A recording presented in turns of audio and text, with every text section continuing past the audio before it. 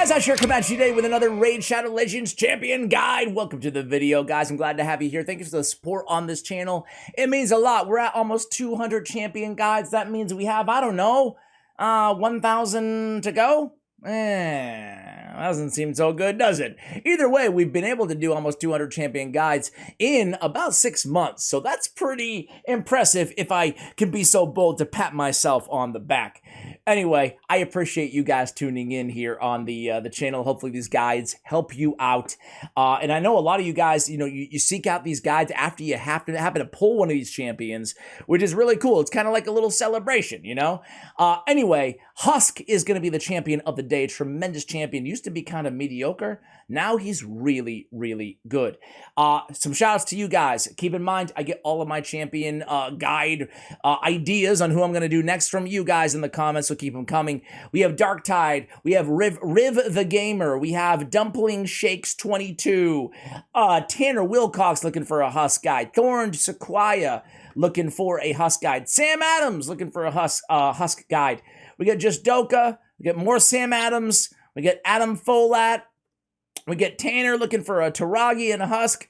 Another Sam Adams, man, you're going to be happy today. John Cassell, Super Egg, Magnolia Torres again, Jay-Z in the house, Hove, can I get a Wizard 5477? I can't believe Jay-Z watches my videos. And then Vladimir, shout out to all you guys. What did I just see? Wait, what is it? Don't hide your forehead, set it free. Oh, forehead comment, just great. Those of you who don't know, I'll let you in on the inside. I don't know if it's a joke or just maybe it's not an inside joke. Maybe it's a public insult instead. But I've gotten a few comments about having the biggest forehead out of all the Raid YouTubers. I don't get it, man. Maybe it's just the backwards hat. Maybe it's I don't know. Should a 40-year-old man be wearing a backwards hat? I don't know. I'm going into very deep self-analysis. Let's bring it back to the topic, Ash. Husk. Undead Horde, Force Affinity, Epic Champion, HP based, okay? Good in the HP only secret room. This dude is a good mix of a lot of damage, a lot of control, and also good survivability. Now the thing is Royal Guard, I feel like he's in a vacuum, brings a little bit more to the table because of his A3 ability and a tiny bit more damage out of his enemy max HP ability. But, I mean, that's really it. There's no other champion to compare him to when it comes to AoE, enemy max HP damage out of epic champions in the game. And he is unique enough that it justifies certainly building them both. Burning Iron, a 2-time hitter with a 40% chance provoke on the A1. Not a bad clip in terms of the percentage of landing that provoke. Keep in mind, this is not happening on each hit. It just has a 40% chance of placing a provoke. If it was each hit, it would be a lot more dependable. So it's a nice to have, but you can't rely on him as your only provoker on your team. He's a good backup provoker, a secondary for Hydra and for Magma Dragon. Despair. An AoE enemy max HP ability. Same multiplier in terms of 0.1% of the enemy's max HP as a Royal Guard. It's a traditional kind of multiplier. Same thing on Cold Heart, albeit hers is an AoE. But he doesn't have an attack multiplier, HP multiplier in this case, as Royal Guard does. So a little bit less damage, as I mentioned earlier. The good news is he's bringing a stun. A very nice stun at that. A 60% stun on an AoE on a 4-turn cooldown. Gives awesome utility. Obviously, not so much in Hydra, but in just wave content in the game, he can be a good control champion, plus that provoke on the A1. On Retaliate, I mostly shut this ability off, but I do want to say that it does damage increases according to this champion's current HP. First of all, it's not incredibly intuitive what that means, right? Damage increases according to the, meaning that like if he has lower, he does more damage, or if he has more, he does more damage. Again, not very clear. Well, it means the more HP that he has, the more damage he will do. It's not like one of those, if you're on the brink of death, you'll be putting out a ton of damage type abilities, right? So if you can scale him to 70, 80, 90, 100k HP, something bonkers like that, he actually can deal some pretty dang sneaky damage with his Retaliate. However, I'd rather put him in like a reflex set or something and just shut off that A3 and just keep getting back to Despair and focusing more on the Burning Iron with that provoke on the A1. So in terms of on my account, I'm shutting off Retaliate in most situations, okay? His base stats, 21k on the HP, easy to keep him alive, almost 1k on the defense, not bad, and on the speed, 98, about average for an epic champion. I do want to go ahead and pull up those multipliers here. First off, thanks to hellhades.com, we have an overall grade of 4. Well, how do you guys feel about that overall grade? I feel like that's pretty fair for this champion. Hydra, a 5. I agree. Spider, a 4.5 and a 5 on hard mode. I agree. He's very good. Very good in hard mode, Spider. I will show you that today. Shogun, 5. Sand Devil, 4. Agree. And notice Iron Twins, 4. And this is what I was talking about earlier, guys, right?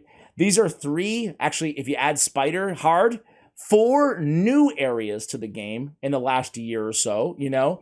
And these areas he excels in. This is why his value really did skyrocket. Every new area of the game that they add, he just seems to bring even more utility to your account.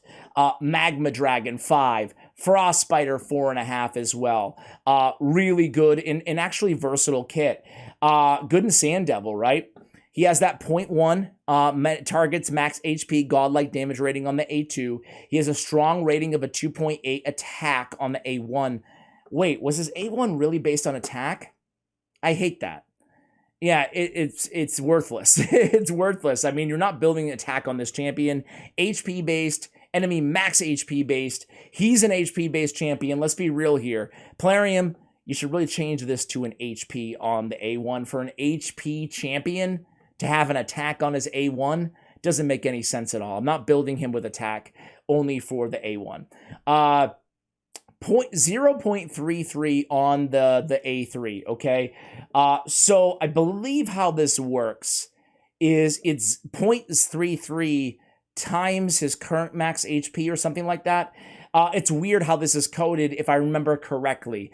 Either way, it's not going to blow you away unless you have, like, you know, a more niche situation, like debuffs on the target, and you're just trying to have fun and get some damage on a single target. He has HP in arena battles by 30%. You don't really see him used in arena that often. If you do, more of like a control type build, because he's not going to be putting out that much damage on that A2 ability. He's really a PvE champion for the most part, right? Let's see how Henry White has him built out. As I mentioned, I am on Henry's free-to-play account, which I'm going to start borrowing here and there. It's still endgame builds, but frankly, I'm in my head a little bit. I mentioned this. I'm just going to be transparent with you guys. I mentioned this on a previous video. I forgot what guide it was. But on my mini account, it's like really, it's essentially like 4-month progression in the game. On my main account, I spend money in the game, and I've been playing for 4 years. I want something to bridge that gap here on the channel, and I thought this would be a perfect account to do so. So anyway, Husk, here he is, built in crit damage in Savage gear. I love those gear choices. If we look at his stats, he has 63k on the HP. Not too bad, not too great. You can scale it a lot higher than that, but he does get away with 2,400 on the defense, which tells me he's not completely neglecting defense either, which is good for this champion. Just because he's an HP-based champion doesn't mean we want to build him super squishy on the defense. We do need to pay attention to that. 203 speed is fine. I shoot for around 190 plus for the mid-game on Husk, but the more the merrier. We do want 100% crit rate. It's going to be mandatory on this champion. 240 crit damage is fine. His accuracy is very low. He's not going to be landing those provokes, nor is he going to be landing those stuns. So that tells me that Henry is relying on other champions to do the provoking, and he's not using them in any content that he's relying on that stun. I do want to flag for you guys, if you're relying on the provoke or the stun, we generally want around 10 to 12 points of accuracy per stage of the dungeon that we're on. The good news is the accuracy threshold does not increase for hard mode dungeons, so I think you can get by around 300 or so to play it super safe. Even 250 you should probably be able to get by in dungeon content to land those stuns. In Doom Tower hard floors and stuff like that, we want to be landing those stuns. That's where his utility comes in on the floor content, and in that case I do want north of 300 to land those. For Hydra, I'm aiming for around 250 accuracy or so, depending on obviously the difficulty. What do we have for accessories? We have HP on the banner, perfect. If you want the accuracy, of course, we could go that route as well. We have crit damage on the amulet, perfect. Defense on the ring, I have no problem with that. I don't want to neglect defense, as I mentioned earlier. We have speed, I'm sure, on the boots. We have HP percentage on the chest, and we have crit damage on the gauntlets. Perfect. Speed, HP percentage, crit damage. And then we're looking for the crit rate on substats on the rest of the gear, which is exactly what we see here. So obviously you can see some of his better gear obviously going to Husk, and rightfully so. He's a tremendous champion. We have Cruelty as a blessing. I love that choice for Husk. Decrease target's defense by 1% per hit, up to 10% for champions, 5% for bosses. It really does add up, and I'm a big fan of Cruelty. It's crazy. We were talking about this on a recent video, but I feel like for anybody dealing damage, Crushing Rend, Cruelty, Phantom Touch, I mean, those three blessings are head and shoulders. I feel like some of these other blessings need a buff, frankly, you know? So Cruelty, I totally agree with. Love it. Masteries. He went with defense, offense, keeping it pretty simple here. I have no problem with this build at all. On the offense, we come down, we land at War Master. War Master is totally fine on Husk. I do see some players, myself included, often opt down to go with Flawless Execution for extra critical damage as well. It does scale very nicely. It's nice to have, but I think that you'll probably end up with more damage overall with War Master for Hydra specifically, and I did notice that a lot of you guys were requesting specifically Hydra on the build. So I think this is a great build to consider and to go with. We picked up Life Drinker, getting a little bit of healage in there as well, right? On the defense tree, we came down, Blast Proof mitigating AoE damage, fantastic. We come down with Retribution and Deterrence, 2 chances to counterattack, which we love on this champion because he's placing that Provoke, or having a chance to place that Provoke on his A1 ability. Out of curiosity, I want to see where Hades, they go exactly the same on Hydra. For a max HP nuker, exactly the same as what I recommended. So I guess we're on the same page there, right? And you guys can go ahead and take a look there as well. But I think that, you know, for most areas, I think this build is fantastic. All right, guys, let's go ahead and give him a shot here. So first, I want to go in Spider Hard 10 because I noticed he's on his main team. We have Artak, we have Nut, we have Walking Tomb Drang, and Sissia. So I'm assuming that Walking Tomb Drang is going to come in there and set the table for the instant activators. Then the enemy max HP champions clean up.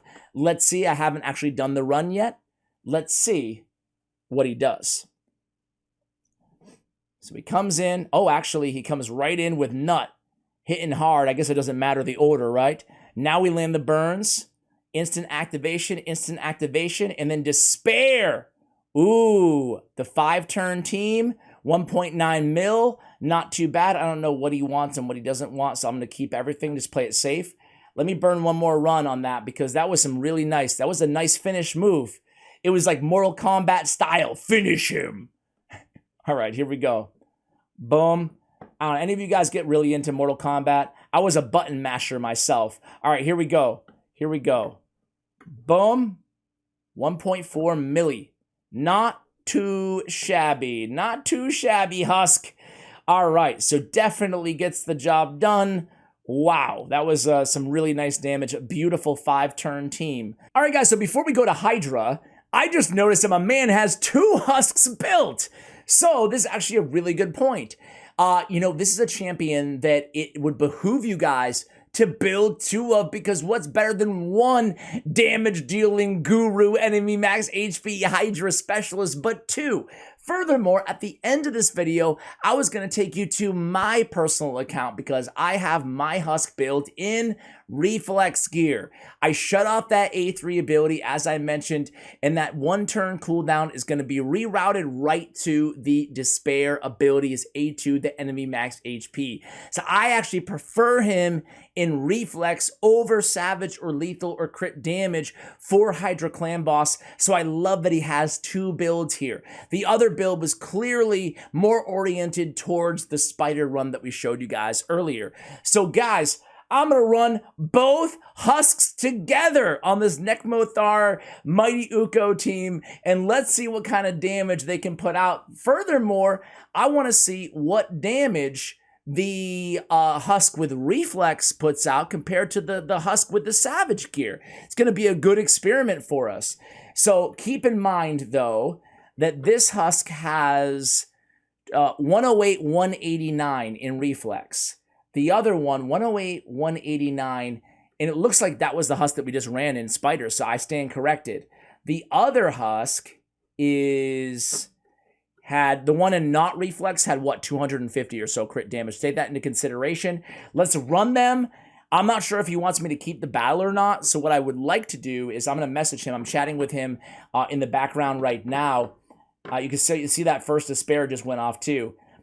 You can be sure he has Retaliate shut off on both of these Husks. Another Despair goes in with the debuffs.